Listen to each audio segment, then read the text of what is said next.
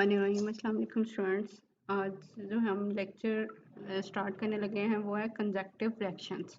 ठीक है, आज हम कंजक्टिव रिएक्शंस की काइनेटिक्स को स्टडी करेंगे कि वो कौन से रिएक्शंस होते हैं, उनकी काइनेटिक्स कैसे हम डिटरमिन कर सकते हैं। The reactions which involve a series of step before the final product is form are termed as conjunctive reaction. की रिएक्शन जो है वो सीरीज के अंदर जो है वो प्रोसीड आउट हो रहा है, मतलब कि एक रिएक्टेंट से हमारे पास क्या है, कोई इंटरमीडिएट प्रोड्यूस हो रहे हैं और वही इंटरमीडिएट जो हैं आगे प्रोडक्ट में कन्वर्ट हो रहे हैं। In such reactions the product that is form in the first step is unstable. जो फर्स्ट स्टेप से जो प्रोडक्ट बनी है वो अनस्टेबल होती है और act as a reactant for the next step. और नेक्स्ट स्टेप के लिए प्रोडक्ट फॉर्मेशन के लिए वो रिएक्टेंट के तौर पे एक्ट कर रही होती है। And the process goes on till the formation of final product that is stable one. कि हमारे पास फर्स्टली क्या होता है कि रिएक्टेंट से इंटरमीडिएट प्रोड्यूस हो रहे हैं जो कि अनस्टेबल होते हैं, और वो इंटरमीडिएट इन द एंड हमारे पास क्या है, फाइनल प्रोडक्ट बना रहे होते हैं जो कि हमारे पास स्टेबल प्रोडक्ट होती है। These reaction are also known as sequential reactions, के सीक्वेंस में हो रहे हैं, पहले एक चीज़ बन रही है उसके बाद वो डिकम्पोज होके दूसरी चीज़ बना रही है। There are various chemical reactions which undergo completion in more than one step, such as the decomposition of ethylene epoxide is one of such example in which it is converted into intermediate which is acetaldehyde and which decompose into methane and carbon monoxide। और यहाँ पे दो step में reaction complete हो रहा है, तो इसलिए यहाँ पे K1 and K2 represent the rate constants for first and second step respectively. Conjunctive reactions may be categorized depending upon the order of elementary reactions involved. कि ये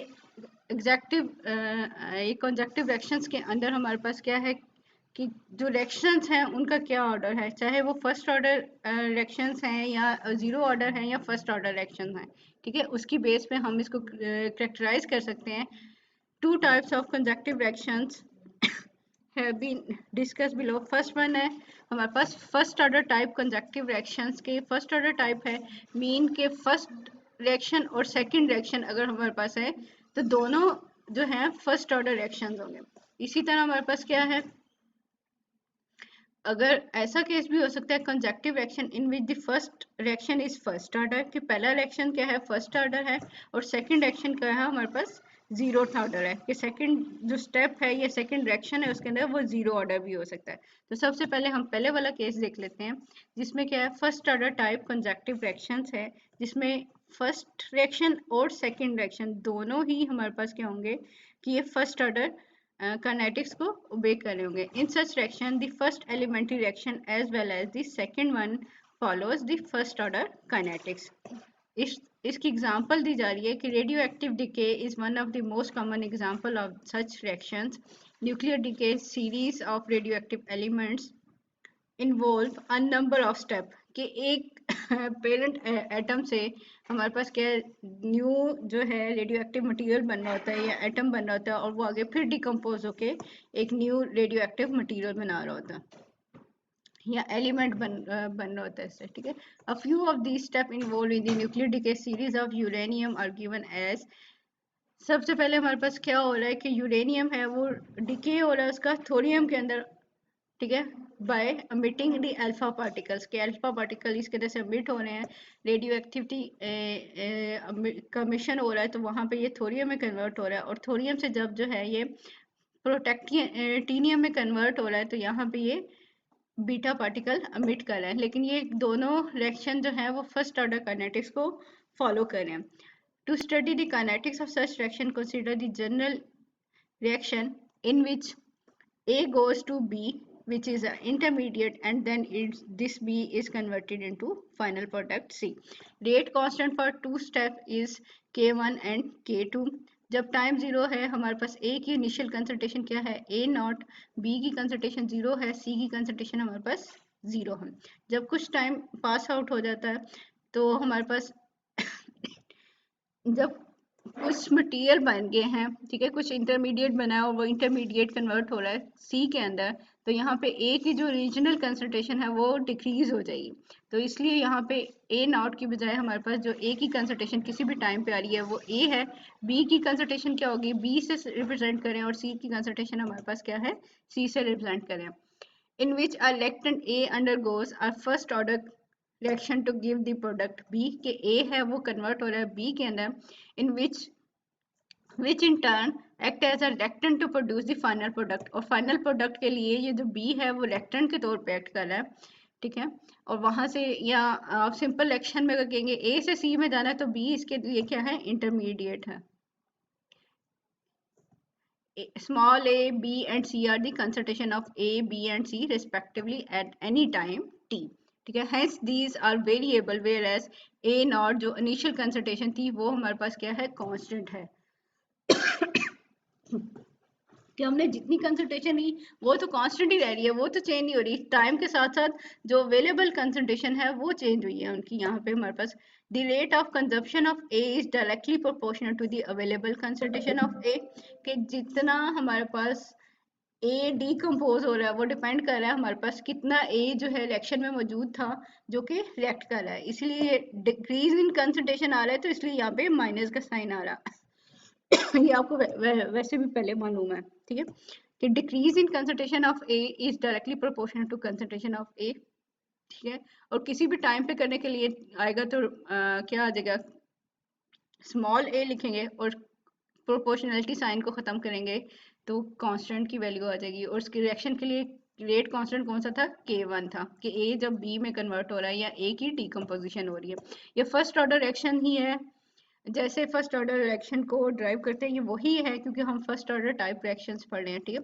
अब यहाँ पे क्या करेंगे, सेपरेशन ऑफ द वेरिएबल्स और integration of the above equation. Variable यहाँ पे क्या है, टाइम एंड कंसंट्रेशन।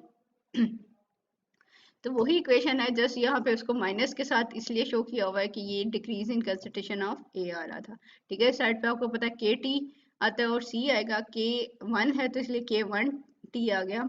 और यहाँ पे क्या है, अब 1/a है, उसकी इंटीग्रेशन क्या आएगी, माइनस लॉग नेचुरल ए, यानी 1/a है तो लॉग नेचुरल ए आएगा और माइनस इसके साथ डेरिवेटिव का जो है ये माइनस साथ आ जाएगा, ठीक है। अब टाइम हमारे पास 0 है तो ए की कंसंट्रेशन हमारे पास क्या होगी, ए नॉट था। अब हमने क्या करना है कि सी की वैल्यू निकालनी है, तो सी की वैल्यू निकालने के लिए क्या होगा, जब टाइम 0 होगा तो ये वाली टाइम 0 होगी और लॉग नेचुरल ए की जगह पे क्या आ जाएगा, ए नॉट आ जाएगा, ठीक है। तो सी की वैल्यू हमारे पास क्या बन गई, minus log natural A not. First order वाली इक्वेशन है, आप लोगों को आती है इसलिए इसकी जरूरत ही नहीं है। बस यहाँ पे हम क्या कर रहे हैं, वैल्यू पुट कर रहे हैं। अब सी की वैल्यू पुट करेंगे, सी की वैल्यू पुट करके ये माइनस में आ रही है तो इक्वेशन में दूसरी साइड पे जाएगी तो प्लस पे आ जाएगी और ये हमारे पास K1T रह जाएगा। तो फाइनल इक्वेशन हमारे पास क्या बन गई, log natural A not over A is equal to K1T।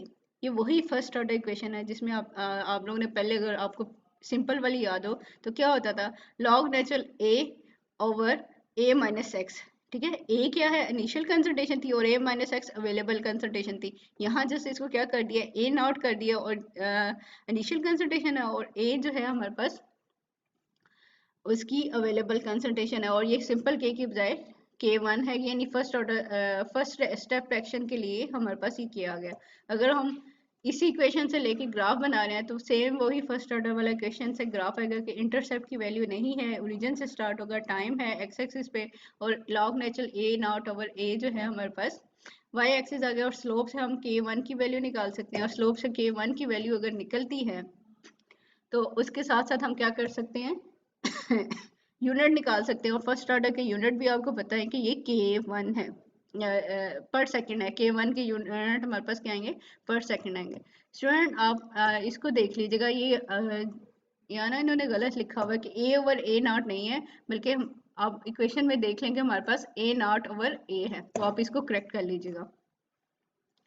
इसी तरह हम हाफ लाइफ भी निकाल सकते हैं, वही वैल्यू आएगी जो फर्स्ट ऑर्डर काइनेटिक्स के लिए आई है, ठीक है, कि half life of first order is independent of initial concentration of reactant, but इसकी वैल्यू क्या आती है 0.693 ओवर K1, यानी पहले सिंपल के होता था, यहाँ पे हमारे पास क्या है K1 आ गया। हम क्या कर सकते हैं, ये जो हमारे पास फाइनल इक्वेशन आई है 5.114, अगर हमने इसको इन्वर्ट करना है तो इसको हमने क्या करना पड़ेगा, -1 से मल्टीप्लाई करना होगा। ठीक है, जब -1 से मल्टीप्लाई किया तो ए नॉट नीचे आ गया और ए जो है वो ऊपर चला गया और दूसरा k1 के साथ माइनस का साइन आ गया। ठीक है, अब अगर लॉग नेचुरल को खत्म करना है तो हमने इसका एंटी लॉग लेना पड़ेगा। तो यहाँ क्या बन जाएगा, a over a not is equal to exponential minus k1t। ठीक है, अब यहाँ से हम क्या कर सकते हैं, सिंपल a की वैल्यू निकालें, यानी अवेलेबल कंसंट्रेशन निकालें। तो ये a नॉट जो है इस साइड पे चला जाएगा, a not into exponential minus k1t। ठीक है, ये वही है अवेलेबल कंसंट्रेशन जिसे हम a माइनस एक्स लिखा था फर्स्ट ऑर्डर वाली इक्वेशन में, देख ले सेम इक्वेशन है ये। ठीक है, वो यहाँ पे ये बता भी रहा है कि a जो है वो a की कंसंट्रेशन है किसी भी टाइम के ऊपर, और जो कैपिटल A आ रहा है हमारे पास वो है A की कंसंट्रेशन इनिशियल स्टेट के ऊपर, माइनस k1t। तो ये हमारे पास वही आ गया। तो ये एक्सप्रेशन है फर्स्ट रिएक्शन के लिए कि जो कि फर्स्ट ऑर्डर काइनेटिक्स को ओबे कर रहा था, वेयर यहाँ पे वो एक्सप्लेन कर रहा है कि where AT is the concentration of A at any time t and A naught is the initial concentration of A. It is evident from the equation that the concentration of A decrease exponentially with the time. ठीक है, कि A की जो concentration है time गुजरने के साथ साथ क्या हो रहा है, डिक्रीज हो रही है। हमारे पास A रिएक्टेंट था, तो जब रिएक्शन प्रोसीड आउट होगा तो हमें पता है कि हमारे पास A की कंसंट्रेशन या रिएक्शन की कंसंट्रेशन जो है वो डिक्रीज होती है।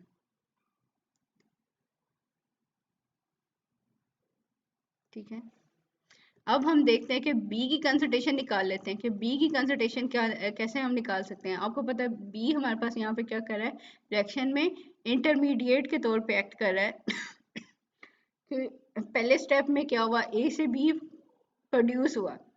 ठीक है, और B प्रोड्यूस हुआ है तो उसके बाद क्या होगा कि जब मैक्सिमम कंसंट्रेशन हमारे पास B की आ रही है तो उसके बाद क्या है, B डीकम्पोज होना शुरू हो गया और B डीकम्पोज होके हमारे पास क्या कर रहा है कि वो C में कन्वर्ट हो रहा है। 335 ये पेज ऊपर नीचे हो गए।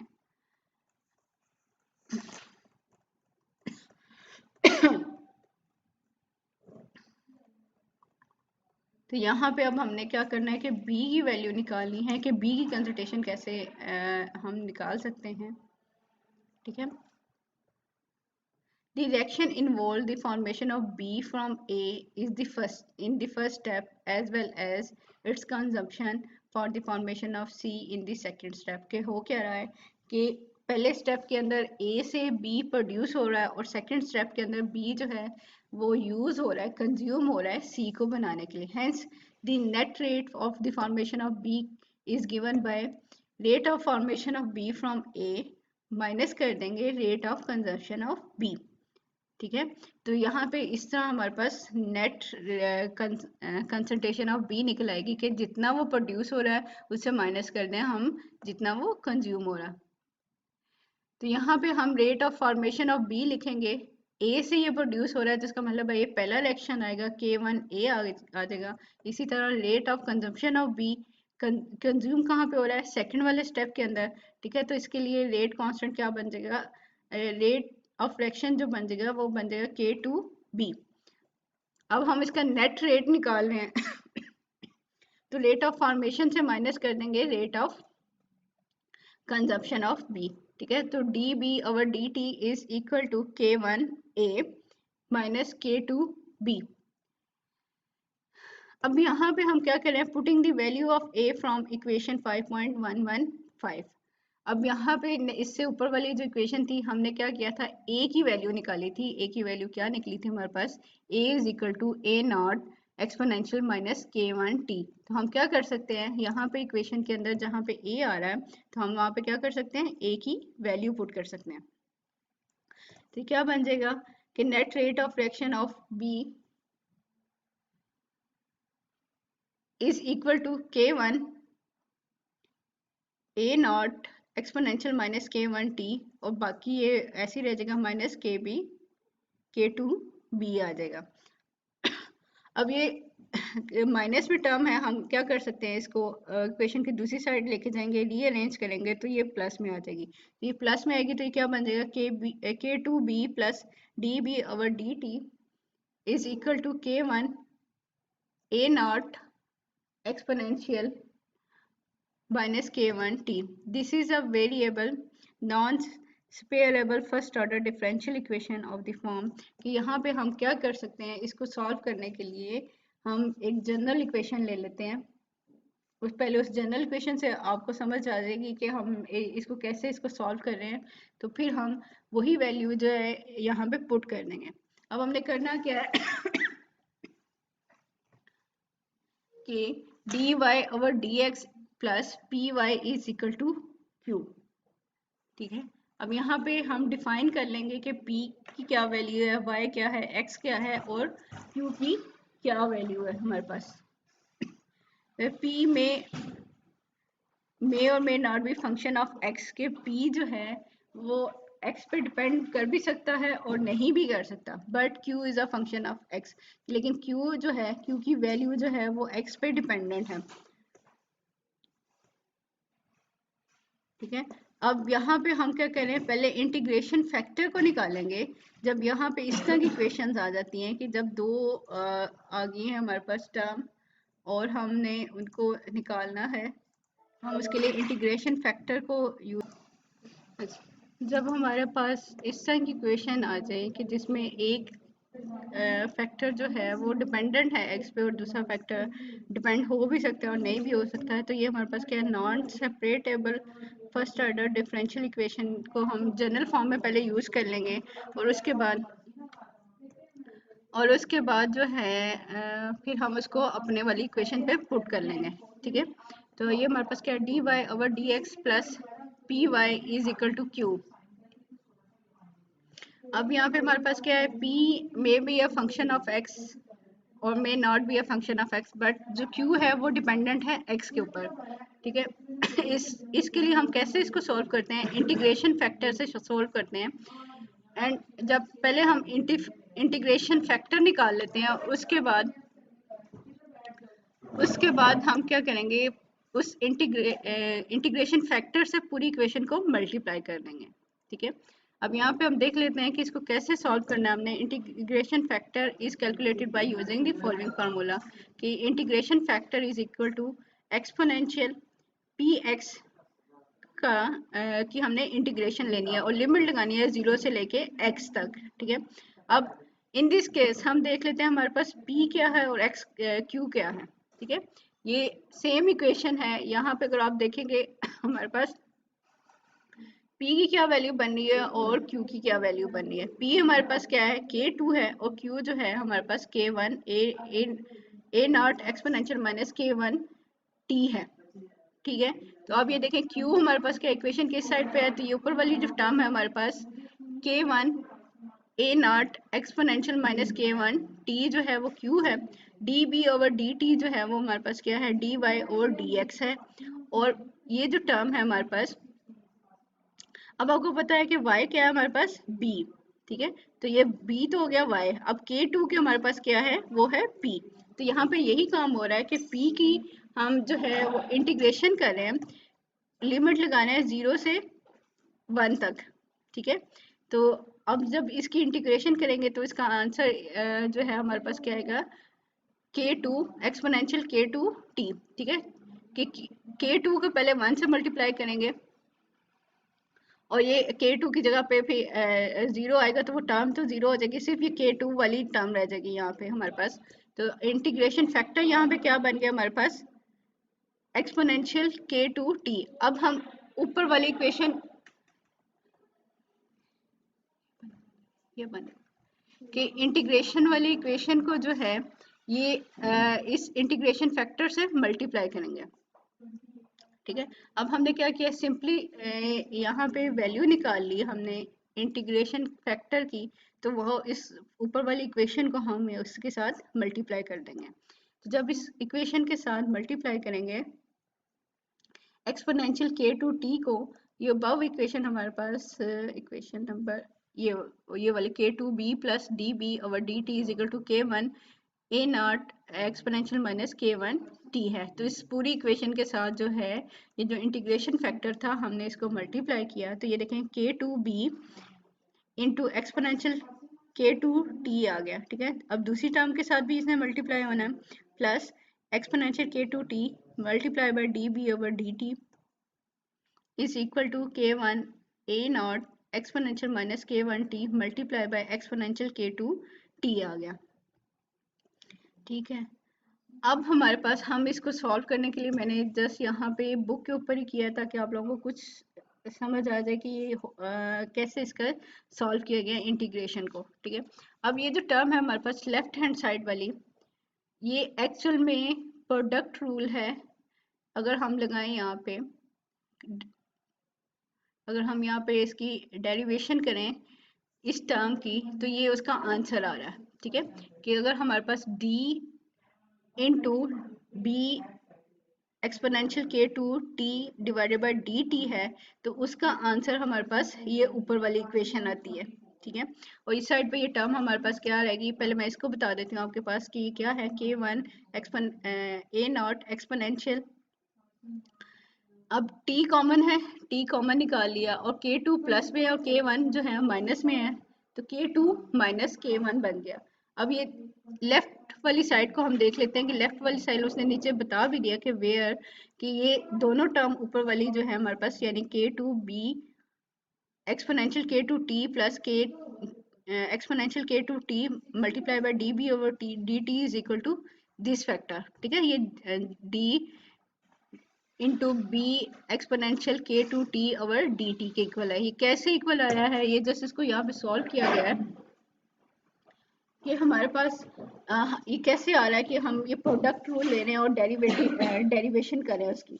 अगर हमारे पास दो टर्म हो तो हम उनकी डेरिवेशन के लिए प्रोडक्ट रूल यूज करते हैं, जिसमें हम जनरल फॉर्म में क्या करना है कि अगर एक टर्म u है और एक टर्म v है, तो पहले हम u को कॉमन बाहर निकाल लेंगे और v के लिहाज से क्या करते हैं, डेरिवेशन कर लेते हैं। फिर क्या करते हैं, v को ऐसे ही रहने देते हैं।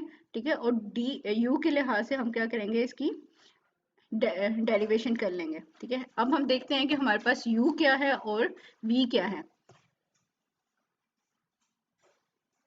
तो u है हमारे पास b और v हमारे पास क्या है कि v हमारे पास क्या है, एक्सपोनेंशियल के टू टी है।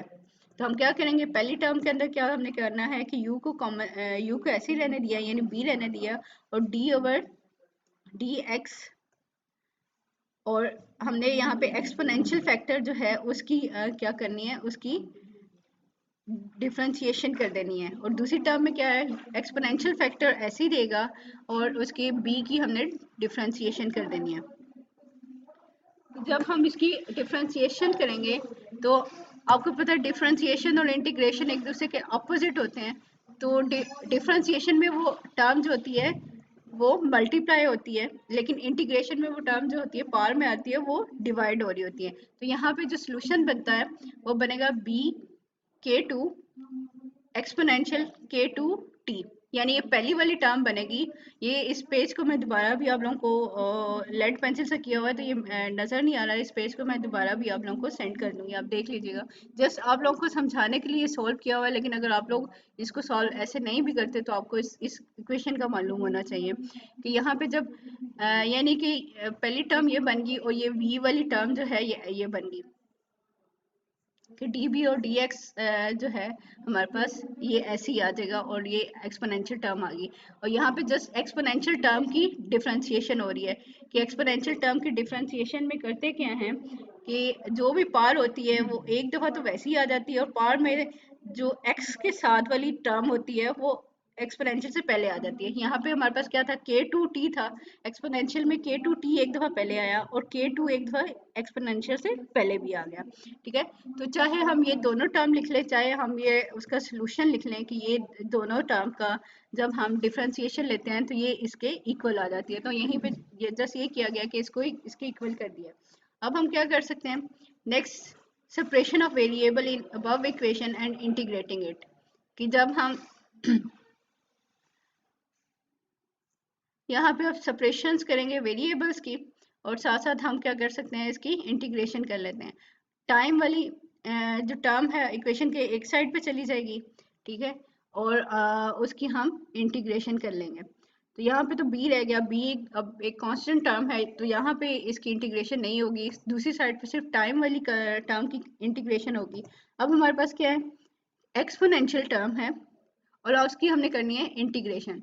तो एक्सपोनेंशियल टर्म की इंटीग्रेशन में क्या होता है कि जो पार होती है, एक दफ़ा हम उसको ऐसे ही लिख लेते हैं एज इट इज़, ठीक है। तो ये हमने क्या किया है, exponential k2 minus k1 multiply by t, और जिस वेरिएबल्स के लिहाज से उसकी इंटीग्रेशन हो रही है उसके अलावा जो बाकी टर्म है, जो बाकी पार है, वो उसके डिनोमिनेटर में आ जाएगी। तो ये क्या बन जाएगा, k2 माइनस k1, और इंटीग्रेशन का साइन कांस्टेंट जो है उसके साथ लग जाएगा। तो ये हमारे पास क्या आ गया, वैल्यू आ गई इक्वेशन हमने इंटीग्रेट की है, तो क्या बन गया, b into exponential k2 t is equal to k1 a nought divided by k2 minus k1 exponential k2 minus k1 multiply by t, और ये इंटीग्रेशन कांस्टेंट की वैल्यू आ गई। अब यहाँ पे हम क्या करते हैं, c की वैल्यू निकाल सकते हैं। c की वैल्यू निकालने के लिए हमारे पास क्या है, जब टाइम जीरो है और b की कंसंट्रेशन हमारे पास क्या होगी, जीरो, क्योंकि वो इंटरमीडिएट है और रिएक्शन के स्टार्ट पे हमारे पास इंटरमीडिएट नहीं बना, तो हम वैल्यू पुट करेंगे, b की वैल्यू पुट करेंगे जीरो, तो ये लेफ्ट हैंड साइड जो है वो जीरो हो जाएगी। अब जब टाइम की वैल्यू जीरो पुट करेंगे तो ये एक्सपोनेंशियल फैक्टर भी जीरो हो जाएगा, सिर्फ और सिर्फ क्या रह गया हमारे पास, k1 a nought divided by k2 minus k1 plus c है। अब यहाँ पे हम क्या करेंगे, इक्वेशन को रीअरेंज करेंगे, तो ये टर्म हमारे पास माइनस में आ जाएगी, और माइनस में वैल्यू आएगी c की, और c की वैल्यू को हम जो है अबव इक्वेशन के अंदर पुट कर देंगे। वो इक्वेशन हमारे पास क्या है, 5.116 वाली इक्वेशन है, उसके अंदर हम वैल्यू पुट करेंगे। फिर हम देखेंगे कि यहाँ पे जो कॉमन टर्म है उसको कॉमन निकाल लिया जाए, तो ये जो टर्म है सी वाली वो सारी की सारी कॉमन है हमारे पास ओरिजिनल वाली टर्म के साथ है, तो ये कॉमन निकल आएगी और उसकी जगह y ना आ जाएगा। तो क्या बन गई equation, b exponential k2t is equal to k1 a nought divided by k2 minus k1, ये कॉमन आ गया, और ब्रैकेट में हमारे पास क्या आ गया, exponential k2 minus k1 multiply by t minus 1।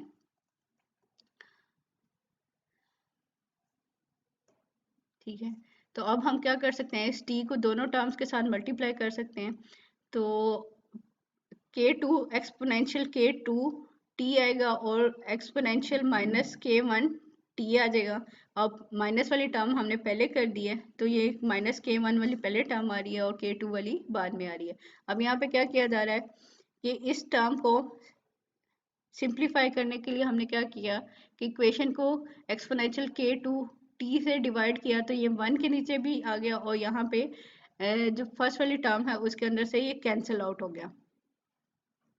तो ये b की कंसंट्रेशन हमें क्या मिल जाएगी हमारे पास यहाँ से, कि क्या वैल्यू बन जाएगी, k1 a nought divided by k2 minus k1 x multiply by exponential minus k1 t minus, अब ये माइनस है और ये डिनोमिनेटर में है तो ये डिनोमिनेटर जब न्यूमिनेटर में जाएगा तो k की वैल्यू क्या हो जाएगी, माइनस में आ जाएगी, क्योंकि ये पहले प्लस में वैल्यू थी। तो ये क्या बन जाएगा, k एक्सपोनेंशियल माइनस k2t, यहाँ पे ये k1 नहीं आना। ठीक है, तो ये हमारे पास पहले हमने क्या किया था, a की वैल्यू निकाली थी, a की कंसंट्रेशन निकाली थी, अब हमने क्या किया, b की कंसंट्रेशन निकाल लिया। ठीक है, तो ये 5.117 हमें कंसंट्रेशन ऑफ b के बारे में दे रही है। अब हम क्या कर सकते हैं, रिएक्शन इंटरमीडिएट है, तो ऐसा भी हम कर सकते हैं कि वो पॉइंट निकाल लें जहाँ पे b की कंसंट्रेशन क्या है, मैक्सिमम है, उसके बाद जो है b की कंसंट्रेशन डिक्रीज होके c प्रोड्यूस करना शुरू कर दें। ठीक है,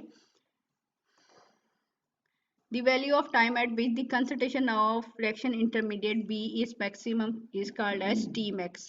ठीक है, हम क्या कर सकते हैं, tmax की वैल्यू भी निकाल सकते हैं, लेकिन इक्वेशन आपने इसको नहीं निकाला, मैंने इसको यहाँ पे क्रॉस कर दिया है। ठीक है, अगर हम इसको निकालेंगे तो ये बहुत ज़्यादा लंबी हो जाएगी, और उसकी बजाय हम क्या कर सकते हैं कि डायरेक्टली हम क्या कर लें कि C की कंसंट्रेशन निकाल लें। ठीक है, जो फाइनल प्रोडक्ट है हमारे पास, हम उसकी कंसंट्रेशन यहाँ पे निकाल लेते हैं। ठीक है, तो आप पेज नंबर नोट कर लें कि मैंने 2 पेजेस स्किप करके यहाँ पे आपको ए और बी की कंसंट्रेशन के बाद जो है वो सी की कंसंट्रेशन के लिए यहाँ पे आ गया, ठीक है। अब हम सी की कंसंट्रेशन निकालना चाह रहे हैं कि जो फाइनल प्रोडक्ट है हम उसकी कंसंट्रेशन निकाल लेते हैं। An expression for the time dependence of the concentration of C can be obtained using the following relationship, कि हमें अब हमारे पास क्या है कि अगर दो टर्म पता है तो हम थर्ड टर्म को भी फाइंड आउट कर सकते हैं। तो यहाँ पे हमारे पास क्या था कि ए नॉट जो है हमारे पास इनिशियल कंसंट्रेशन है वो हमें मालूम होती है। ए की कंसंट्रेशन हमने निकाली, बी की कंसंट्रेशन हमने निकाली, तो हम क्या कर सकते हैं इक्वेशन में से सी की कंसंट्रेशन जो है वो इजीली निकाल सकते हैं। ये हमारे पास थे क्या, where A B and C are the available concentration of A B and C respectively at any time. हम यही करेंगे कि जिस इक्वेशन में a की वैल्यू है और जिस इक्वेशन में b की वैल्यू है वो लेके वो उनको वैल्यूज को पुट करें और वहां से हम c की वैल्यू निकाल लें। तो a की वैल्यू पुट की है 5.115 से और b की वैल्यू हमने पुट की है 5.117 से। तो ये हमारे पास क्या है बन गई, a की वैल्यू हमारे पास क्या है a not exponential minus k1t और b की वैल्यू हमारे पास क्या है a not multiply by k1 divided by k2 minus k1 x multiply by exponential minus k1t minus exponential। अब इस टर्म में ना इन्होंने माइनस नहीं लगाया हुआ, लेकिन आप ऊपर इक्वेशन देख लें 5.117 तो वहाँ पे माइनस है, तो आपने इस टर्म के साथ माइनस खुद से लगाना है, ठीक है। माइनस k2t और ये c की कंसंट्रेशन ऐसी रहेगी। अब हम क्या कर सकते हैं, हमने निकालनी है c की कंसंट्रेशन। तो क्या हो सकता है, हम इक्वेशन को रीअरेंज करेंगे तो ये टर्म जो है क्या बन जाएगी, c is equal to A not minus ये वाला इक्वेशन वाला ए नॉट है और बाकी ये टर्म जो है प्लस में थी तो ये अब माइनस में हो जाएगी। माइनस क्या बन गया, A not minus A naught एक्सपन multiply by exponential minus k1t minus A naught k1 divided by k2 minus k1 और ये बाकी सारी टर्म वो ये exponential minus k1t minus exponential minus k2t आ गया। अब हम देखेंगे कि यहाँ पे कॉमन क्या है, ए नॉट हमारे पास कॉमन है तो हमने यहाँ पे क्या किया, ए नॉट को कॉमन निकाल लिया और रिमेनिंग वैल्यूज जो है हमारे पास ऐसी आ जाएगी। अब तीन जगह पे ए नॉट कॉमन है, ए नॉट इधर फर्स्ट वाली में, सेकंड वाली में और थर्ड वाली तीनों टर्म्स के अंदर कॉमन है, ठीक है। तो ये क्या बन जाएगा 1 minus exponential minus k1t minus यहाँ पे k1 divided by k2 minus k1 और ये एक्सपोनेंशियल वाली टर्म, ठीक है। अब यहाँ पे हम क्या कर सकते हैं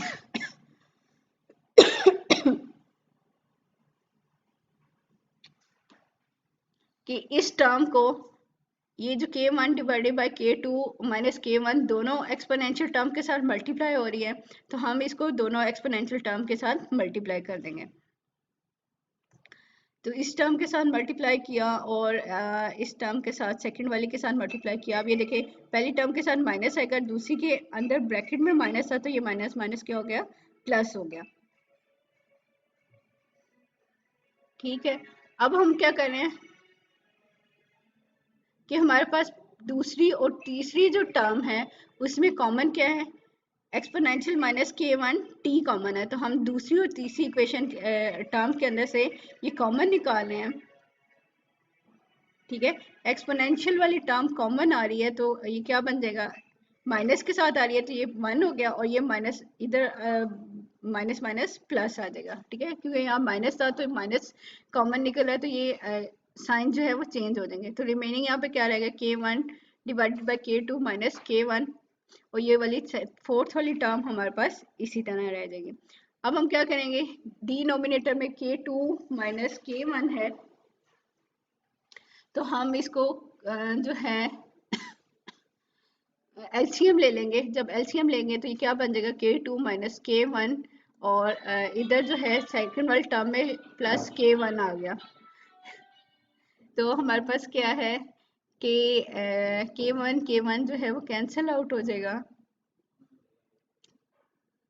और बाकी टर्म ऐसे ही रह जाएगी। तो ऊपर हमारे पास यहाँ पे क्या बन गया, k2 divided by k2 minus k1, remaining term ऐसे ही है। अब हम कंडीशन लगा लेते हैं कि हमारे पास k2 is very very greater than k1, यानी कि फास्ट रिएक्शन हमारे पास कौन सा है, k2 है, यानी कि जैसे ही इंटरमीडिएट से प्रोडक्ट फॉर्मेशन जो है बड़ी फास्ट रिएक्शन है। और फिर क्या कंडीशन बनेगी कि जो डिनोमिनेटर में है वो हम K1 को इग्नोर भी कर सकते हैं, K2 माइनस K1। अब K1 की वैल्यू बहुत स्मॉल है तो वो खत्म हो जाएगी, तो डिनोमिनेटर में क्या रह गया, K2।